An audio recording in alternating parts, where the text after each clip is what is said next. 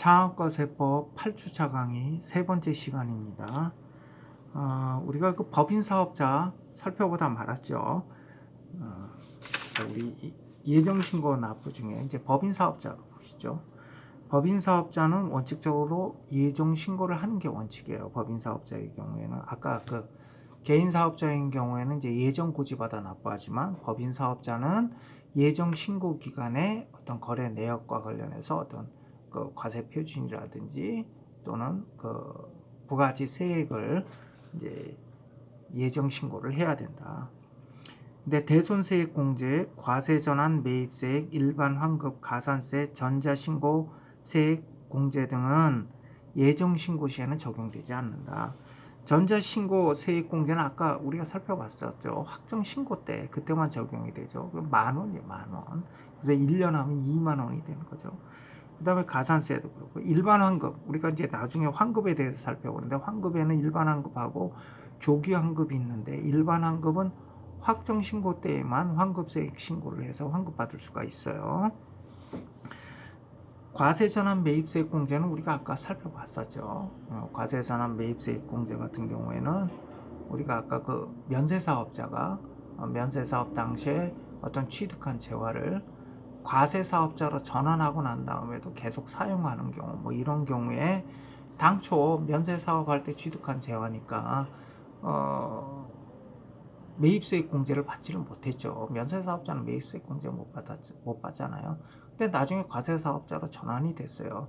자, 이 경우에는 과거에 공제받지 못했던 그 재화에 대해서 매입세액 공제를 받을 수가 있다. 이때 과세전환 매입세액, 이 매입세액을 과세전환 매입세액이라고 한다 그랬죠. 자, 이런 것들은 예정신고 때에는 적용되지 않아요. 확정신고 때에만 가능하다. 그 다음에 처음 듣는 단어가 나와요. 그게 이제 대손세액 공제액이라는 거예요. 그럼 이 대손세액 공제액이라는 게 뭐냐? 예를 들어서 내가 이제 공급자가 재화를 공급을 했는데 이게 이제 대가를 받고 공급한 게 아니라 외상 매출을 했어요. 외상 매출. 공급 받는 사람이 돈이 없어서 외상으로 공급을 했어요. 외상으로 판매를 했어요. 어떤 재화를 외상으로 판매를 했고 공급받는 사람이 돈이 없어서 외상으로 판매를 했어. 그래서 외상 매출금 채권을 가지고 있는데 공급받는 사람이 부도 파산이 됐어요. 그리고 외상 매출금 채권 못 받는 거 아니야? 부도 파산 났으니까 못 받아. 자, 이런 경우에 그 공급 대가에는 부가지세액이 포함되어 있잖아요. 근데 부가지세액도 못 받았는데 공급자가 부가지세를 납부해야 돼. 이건 너무 가혹하지 않아요? 자, 이렇게 어떤 회수할 수 없는 세액, 이걸 갖다 대손세액이라 그래. 이런 대손세액은 공제를 해준다는 거죠. 그러니까 매출세액에서 빼주는 거예요. 매출세액에서 빼주는 거. 이걸 대손세액 공제라고 해. 그런데 이런 대손세액 공제는 예정신고 시에는 적용되지 않고 확정신고에서만 가능하다. 다음 개인사업자와 일정한 법인사업자. 개인사업자와 직전 과세기간 공급가액의 합계액이 1억 5천만 원 미만인 법인사업자는 원칙적으로 고지받아서 관할 세분서장으로부터 고지받아서 납부하고 예외적으로 예정신고를 선택적으로 할 수가 있다. 과거에는 개인사업자만 예정고지받아 납부를 했어요. 관할 세무서장으로부터. 그런데 그 후 이제 부가지세법을 개정을 해서 그 소규모 법인 사업자의 경우에도 예정 고지받아 납부하도록 이렇게 개정을 했어요. 그래서 직전 과세 기간의 공급가액의 합계액이 1억 5천만 원 미만인 법인 사업자의 경우에는 개인 사업자처럼 예정 고지받아 납부하도록 이렇게 바꿨어요. 자, 고지납부 한번 보시죠. 요거는 이제 예정 고지받아 납부하는 경우 직전 과세기간 납부세액의 2분의 1에 해당하는 금액을 고지받아 납부한다. 그러니까 절반에 해당하는 금액을 이제 고지받아서 납부하게 되죠. 그래서 예정 신고 기간 종료 후 10일 이내, 그러니까 예정 신고 기간 1월서부터 3월, 그 다음에 7월서부터 7, 8, 그러니까 9월이죠. 10일 이내니까 4월 10일, 10월 10일에 이제 고지서를 발부하고, 그 다음에 예정 신고 기간 내에 납부를 하는 거죠. 4월 25일, 10월 25일까지. 다만 징수할 금액이 30만 원 미만이에요. 징수할 금액이 30만 원 미만이라든지 또는 간이 과세자가 일반 과세자로 전환된 경우라든지 하는 경우에는 예정 신고 시에는 징수하지 않고요. 확정 신고 시에 한 번에 징수를 한다. 그런데 이런 사람들도 예정 고지받아 납부하게 되지만, 그러니까 직전 과세 기간에 납부세액의 절반에 해당하는 금액을 예정 고지받아서, 그러니까 관할 세무서에서는 직전 과세 기간에 납부했던 부가가치세액의 절반에 해당하는 금액을 내라고 그냥 이렇게 고지를 하는 거예요. 그래서 그걸 해서 그냥 내는 거죠. 내는데 경우에 따라서는 예정 신고를 할 수가 있어요. 어떤 경우 예정 신고가 있어요? 대표적인 게 나 이번엔 돈 못 벌었다는 거죠. 난 이번엔 사업이 부진해서 거래 실적이 없다는 거예요. 직전 과세 기간의 절반에 해당하는 정도가 아니다 이거예요. 이런 경우에는 예정 신고 할 수 있겠죠. 예정 신고를 해서 납부를 하게 되겠죠. 내가 과다하게 많은 세금을 낼 필요는 없잖아요. 그래서 휴업, 사업 부진 등으로 각 예정 신고 기간의 공급가액 또는 납부세액이 직전 과세 기간의 공급가액 또는 납부세액의 3분의 1에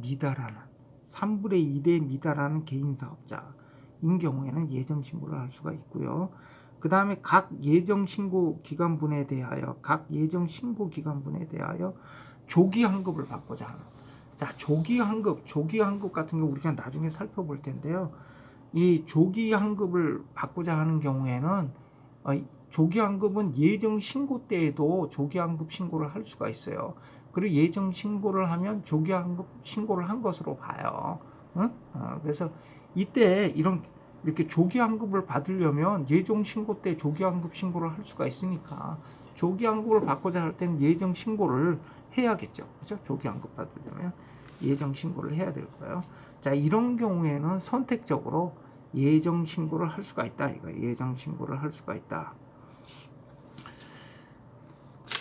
그 다음에 이제 확정 신고 납부 한번 보죠. 확정 신고 납부 한번 봐요.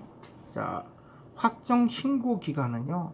이건 과세 기간이죠. 확정 신고는 사실 이제 과세 기간 종료일, 과세 기간이 어떻게 되죠? 1월서부터 6월, 그 다음에 7월서부터 12월 6개월간이죠. 그래서 과세 기간 종료일로부터 25일 이내, 그러니까 7월 25일 12월까지는 그 다음 달이니까 1월 25일에 확정 신고 납부를 하게 돼요. 예정 신고나 조기 환급 신고 시 이미 신고한 내용은 확정 신고 대상에서 제외되고요. 그리고 부가가치세 확정 신고서와 매출처별, 매입처별, 세금계산서, 수익금액 명세서 이런 첨부 서류를 같이 첨부해서 제출해야 되죠. 그 다음에 재화를 수입하는 경우에는 재화를 수입하는 수입자가 관세법에 따라 관세를, 여기 과세라고 되어 있는데 이것도 오타가 났네요. 관세를 신고 납부하는 경우에 부가가치세도 함께 신고 납부를 해요.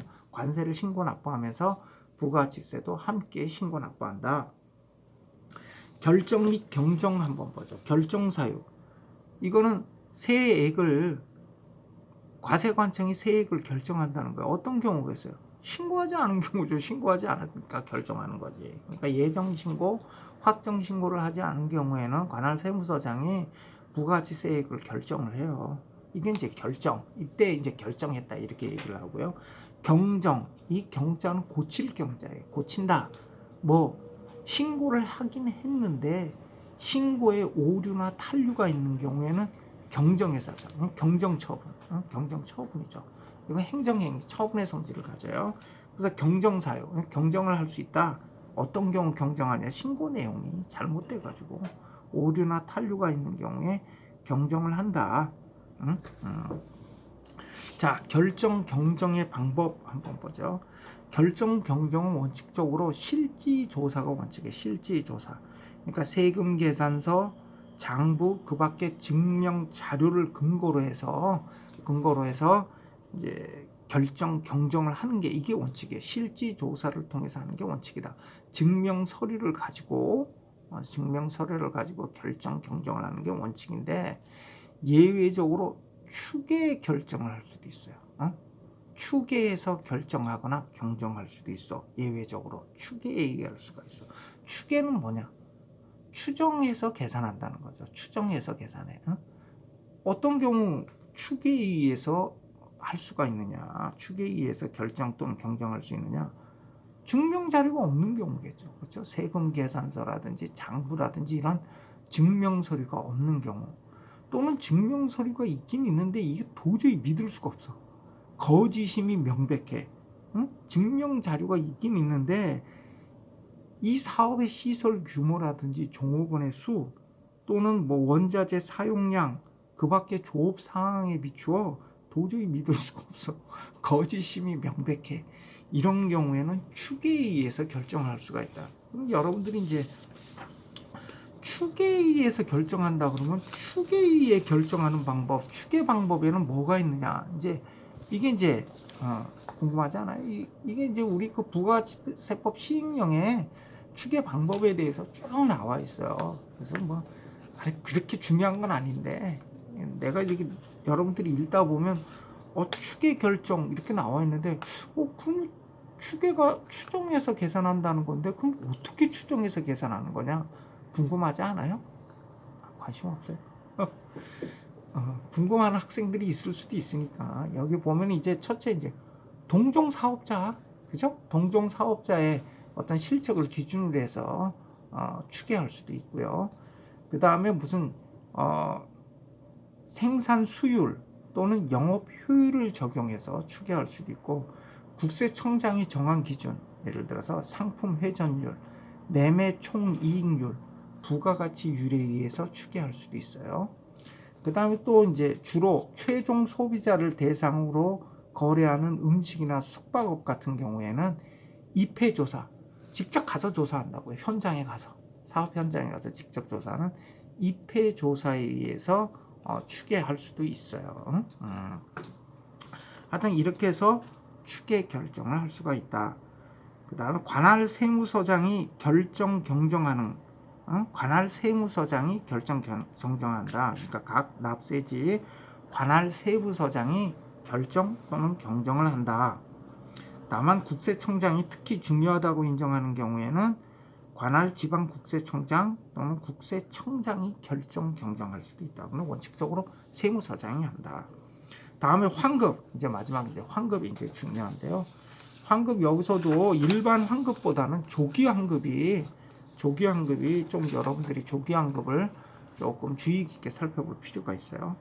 자, 먼저 일반 환급 한번 보죠. 일반 환급은 환급사액은 매입세액이 많은 경우죠. 매출세액보다 매입세액이 많은 경우, 이때 환급 단위는 과세기간 단위, 그러니까 1월서부터 6월, 7월서부터 12월 이렇게 되는 거예요. 만약에 1월서부터 6월 사이에 환급세액이 발생했다 그러면 확정신고를 할 때 신고를 한다는 거예요.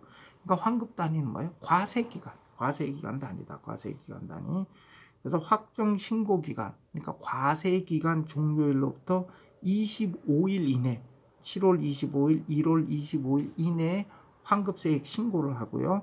그러면 관할 세무서장은 확정 신고 기한 경과 후 30일 이내에 환급을 해준다. 근데 여러분들이 이제 여기 용어 보면 확정 신고 기간이 있고 확정 신고 기한이 있어요. 확정 신고 기간은 뭐예요? 과세 기간을 말한 거예요. 과세 기간. 1월서부터 6월, 7월서부터 12월, 응? 과세 기간. 응? 확정 신고 기간하면 과세 기간. 예정 신고 기간도 그것도 일종의 과세 기간이에요. 1월서부터 3월. 그 다음에 7월서부터 9월인가? 10월. 7, 8, 9니까 9월이네. 9월. 응? 예정 신고 기간. 그 다음에 확정 신고 기간 하면 1월서부터 6월, 7월서부터 12월이야.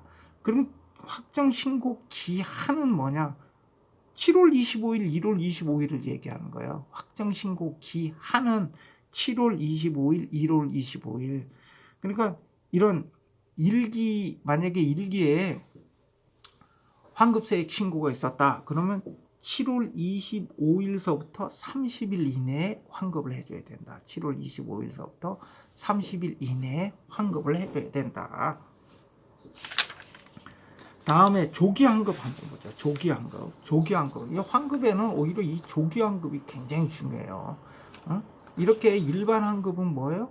확정 신고 때에만 환급, 환급세액 신고를 할 수 있고, 확정 신고 기한 경과후 30일 이내에 이제 환급을 받게 되는데, 조기 환급의 경우에는요, 조기 환급의 경우에는 매달 환급, 조기 환급 신고를 할 수 있어요. 매달 조기 환급 신고를 할 수 있고, 이 경우에는 15일 이내에 환급해서 빨리 환급을 받을 수 있죠. 15일 이내에 환급을 받아요. 그러니까 조기 환급 같은 경우에는 빨리빨리 환급을 해줘서 사업자의 어떤 자금 부담을, 자금 압박을 덜어주려고 하는 거죠.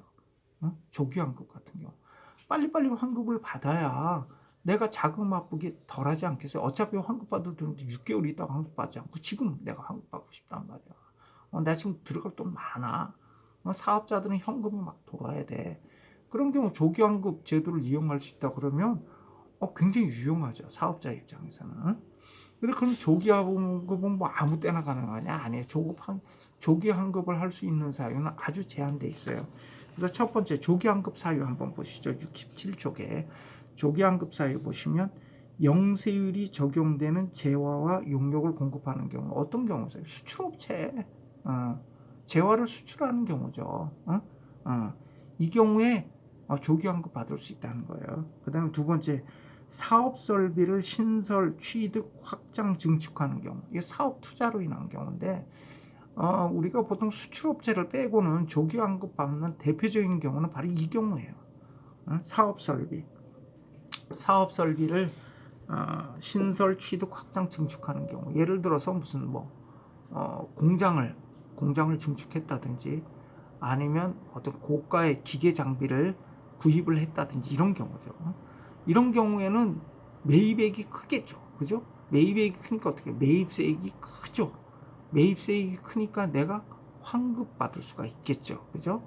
이때는 조기 환급,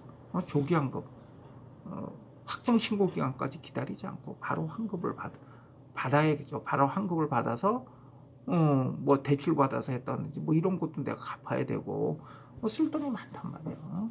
목돈이 나갔기 때문에. 목돈이 나갔기 때문에. 그래서 이런 경우 이제 조기 환급을 하는 거예요. 우리 부가치세법에서는 이거 말고 한 가지 경우가 더 있어요. 법령에 따른 재무구조 개선 계획의 이행 중인 경우, 재무구조 개선 계획의 이행 중인 경우에도 조기 환급이 가능하다 이렇게 나왔는데 그건 뭐 이렇게 실무에서 흔한 경우는 아니니까.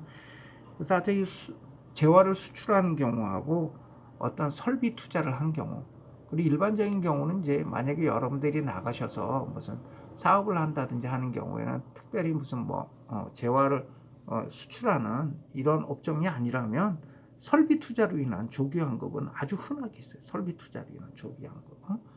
기계 장치를 갖다가 고가의 기계 장치를 내가 매입했다든지 하는 경우에 이런 설비 투자로 인한 조기 환급 신청을 이제 자주 하게 되죠. 그 다음에 이제 환급 단위 이렇게 나와 있는데 환급 단위 여기가 조금 표기가 좀 잘못돼 있어요. 그래서 여러분들 좀 요거 수정을 좀 해주세요. 환급 단위에 어떻게 예정 신고 기간 또는 확정 신고 기간이 나온다. 확정 신고 기간을 살짝 지우고 과세 기간 중 최종 3개월. 왜냐하면 확정 신고 기간 이렇게 해버리면 1월서부터 6월, 7월서부터 12월 이렇게 돼버리거든요. 이 의미는 그게 그 의미가 아니에요. 여기는 예정 신고 기간 하면 어떻게 돼? 예정 신고 기간 1월서부터 3월, 그 다음에 7월서부터 9월이겠죠. 또는 과세 기간 중 최종 3개월 하면 어떻게 돼요? 과세 기간 중 최종 3개월 하면 1월서부터 6월인데 최종 3개월이니까 예정 신고 기간을 뺀 나머지 3개월이네. 그치? 그런 의미네. 그죠? 그 다음에 그렇죠. 그런 의미잖아. 그래서 그런 의미로 쓰인 거예요. 근데 제가 이거 확정 신고 기간이라는 용어는 잘못 쓴 거야. 그러니까 예정 신고 기간 또는 과세 기간 중 최종 3개월 중 매월 또는 매 2개월마다 조기 환급을 받을 수 있다. 요걸 조기 환급 기간이라고 해. 조기 환급 기간이라고 해요. 조기 환급 기간. 용어를 잘 기억해 두세요. 조기 환급 기간은 뭐야? 예정 신고 기간 또는 과세 기간 중 최종 3개월 중에 예정 신고 기간이나 과세 기간 중 최종 3개월 중에 매월 또는 매 2월. 그럼 3개월은 안 되나요? 그럼 당연히 되지. 그래서 이 환급 단위는 크게 세 가지야. 환급 단위가 크게 세 가지. 근데 앞에 두 개가 빠져서 첫째가 뭐야? 예정 신고 기간 단위로 환급 신고를 할 수가 있어요. 1월서부터 3월 할 수 있어. 오케이. 그 다음에 뭐 7월서부터 9월 이렇게 할 수 있어. 그 다음에 또 하나는 과세 기간 단위로 할 수 있지. 1월서부터 6월. 그 다음에 7월서부터 12월 이렇게 과세 기간 단위로 할 수 있고 또 한 가지 또 뭐야? 그게 바로 조기 환급 기간 단위로 할 수 있어. 조기 환급 기간 단위. 그러니까 여기 환급 단위가 뭐가 빠졌냐면 환급 단위가 세 가지야. 첫 번째, 예정 신고 기간 단위. 두 번째, 과세 기간 단위. 그 다음에 세 번째, 조기 환급 기간 단위. 이 기간은 뭐 과세 기간을 얘기하는 거예요. 조기 환급 기간이 뭐냐 설명했잖아 지금. 예정 신고 기간이나 과세 기간 중 최종 3개월 중 매월 또는 매 2월마다. 자, 이게 조기 환급 기간이야. 조기 환급 기간. 조기 환급 기간. 그래서 예를 들어서요. 만약에 어떤 7월분에 어떤 시설 투자가 있었어. 7월에 시설 투자가 있어서 내가 7월 달에 시설 투자를 했어. 돈이 많이. 그래서 매입세 공제를 받고자 해. 7월에 시설 투자를 했어요. 그래서 내가 7월분에 조기환급 신고를 할 수가 있어요. 그럴 경우 한 달이잖아. 그지? 한 달. 7월 매달 7월 한 달 조기환급 신고를 할 수 있어. 그럼 언제 해야 될까? 조기환급 신고. 조기환급 신고는 그 다음에 나와 있네. 하여튼 이거는 조기환급 신고는 말고 우리 이 경우 7월분 할 수 있어요. 그 다음에 7월, 8월분 할 수 있어. 오케이 할 수 있어. 그 다음에 7, 8, 9월분 할 수 있나? 예를 들어 매입세액이 너무 커. 7월 시설 투자를 했는데 매입세액이 너무 커서 이거는 7월, 8월 가지고는 감당이 안 돼. 9월까지 가야 돼. 그래야지 그때까지 가야 매입세 공제를 다 받을 수 있어. 자, 그럼 이때 7, 8, 9월 하면 어떻게? 이건 예정 신고 기간이지. 예정 신고 기간 단위로 들어간 거지. 근데 만약에 7월분만 조기환급 신고를 했다. 또는 7월과 8월분만 조기환급 신고를 했다. 이건 조기환급 신고 기간 단위로 들어간 거지. 그치? 매월 또는 매 2월 이렇게 됐으니까. 그치? 그 다음에 이건 매입세액이 너무 커. 그래서 이건 7, 8, 9월 가지고는 택도 없어. 7, 8, 9, 10, 11월, 12월 다 나가야 돼. 이거 과세기간 단위로. 과세기간 단위. 근데 이때는 사실 확정신고라 조기환급의 의의가 별로 없어. 조기환급 의의가, 그지? 조기환급이라는 게 빨리빨리 내가 환급받는 거거든. 빨리빨리. 그러니까 그런 경우는 거의 없을 거예요. 보통 이제 7월 시설 투자로 인한 걸 갖다 이제 7월분에서 내가 조기환급을 신고를 한다든지 7, 8월분을 내가 7, 8월분에 대해서 조기환급 신고를 한다든지 이런 경우가 일반적이겠지. 근데 주의할 게 얘는 안 돼. 이렇게는 안 돼. 7, 8, 9월 중에 7월 또는 7월, 8월 하는 건 괜찮아. 오케이야. 8월, 9월도 오케이야. 자, 그런데 9월, 10월 얘는 안 돼. 9월, 10월. 아까 다시 한번 가보자고. 예정 신고 기간 또는 과세 기간 중 최종 3개월 중. 중. 그러니까 이건 7, 8, 9월 중에 7월 또는 7월, 8월 또는 8월, 9월이야. 그 다음에 10월, 11월, 12월에서는 10월 또는 10월, 11월, 아니면 뭐 11월, 12월 이렇게 했는데, 근데 예정 신고 기간하고 과세 기간 중 최종 3개월을 짬뽕 시키는 건 안 된다 이거예요. 그러니까 9월, 10월은 안 돼. 9월, 10월은. 예정 신고 기간이 7, 8, 9잖아. 그리고 과세 기간 최종월은, 최종 3개월은 10, 11, 10이잖아. 그러니까 얘 두 개를 짬뽕시키는 건 안 된다고. 물론 통틀어서 과세 기간으로 해서 조기환급 신고를 하는 게 그건 조기환급이 아니지. 그 확정 신고 때 하는 게 무슨 조기환급이야. 응? 조기환급이 아니지 그런 거는. 근데 하여튼 자 요렇게 할 수도 있다 이거야. 이렇게 할 수도 있다. 응? 응. 그래서 요게 또 시험 문제도 나오더라고. 여기 시험 문제도 나와. 그래서 요 환급단위 요거 헷갈리시면 안 돼요. 예정 신고 기간 또는 과세 기간 중 최종 3개월 중 매월 또는 매 2월 단위로 조기 환급 신고에 따라 환급받을 수 있다. 자, 신고와 환급 한번 보면요.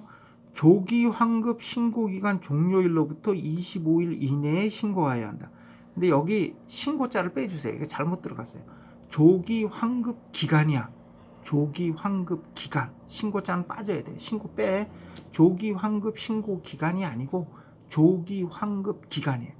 조기 환급 기간은 뭐예요? 위에서 살펴봤잖아. 매월 또는 매 2월. 이게 조기 환급 기간이야.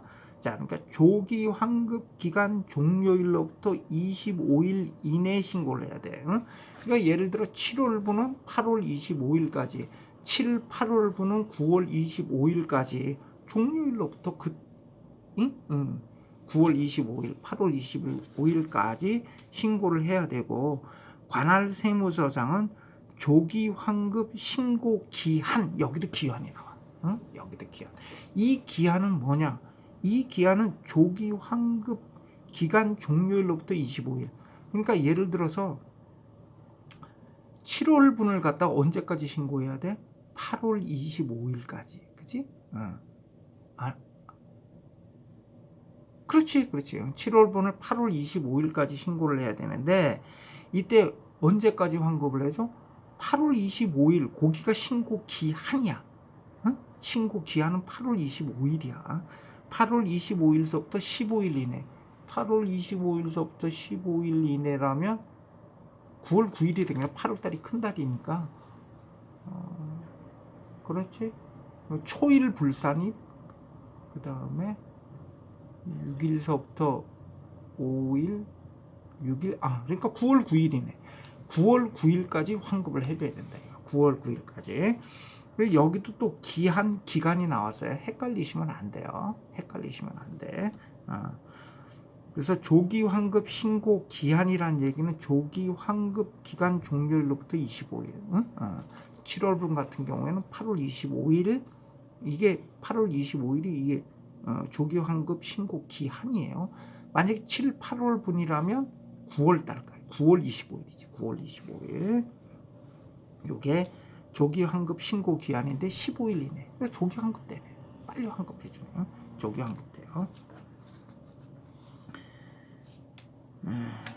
예. 그 다음에 경정에 의한 환급 한번 보죠. 여기 결정, 경정 앞에 결정자가 빠졌어. 결정 앞에다 집어넣어. 왜 혼자 갑자기 경정이? 결정, 경정에.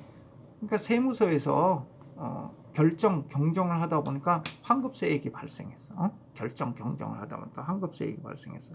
이렇게 결정, 경정에 의해서 관할 세무장이 결정, 경정을 하면서 이렇게 환급세액이 발생했을 때에는 지체 없이 환급을 해줘야 돼. 이때는 아까 일반 환급은 30일 이내, 조기 환급은 15일 이내인데 우리 법령상 이때는 지체 없이 이렇게 돼 있어요.